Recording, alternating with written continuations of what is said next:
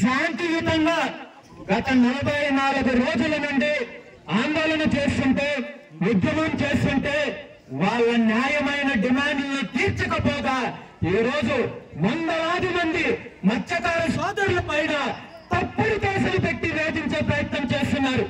ఈ సందర్భంగా ప్రభుత్వాన్ని, హోంమంత్రిని ఒక్కటే హెచ్చరిస్తున్నాను, మత్స్యకార సోదరుల పైన పెట్టిన అక్రమ కేసులు వెంటనే తొలగించాలని చెప్పి ఈ సందర్భంగా తెలియజేస్తున్నాను. తొలగించినట్టయితే ఖచ్చితంగా దానికి మీరు సమాధానం చెప్పాల్సిన రోజు వస్తుందని చెప్పి ఈ సందర్భంగా తెలియజేస్తున్నాను.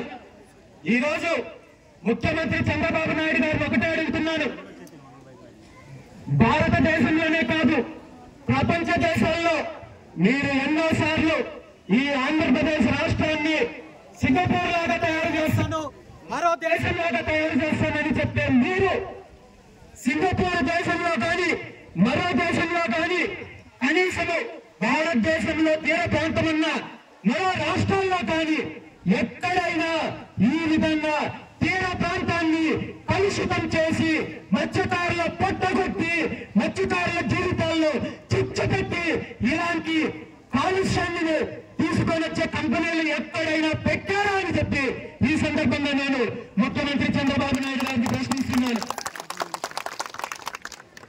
ఈ ప్రభుత్వము కేవలము రాజయ్యపేట గ్రామస్తులకే కాదు, ఇక్కడ మత్స్యకారులకే కాదు, రాష్ట్రంలో ఉన్న తీర ప్రాంతం అన్నిటికీ కూడా మత్స్యకారులందరికీ కూడా తీరని అన్యాయం చేసే ప్రయత్నం చేస్తోంది.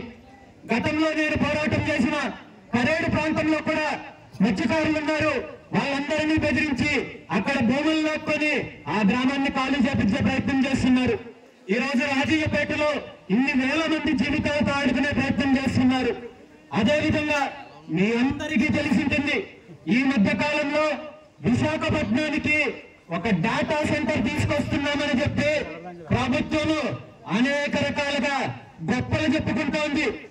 ఈ డాటా సెంటర్ వల్ల ఉద్యోగాలు వస్తాయని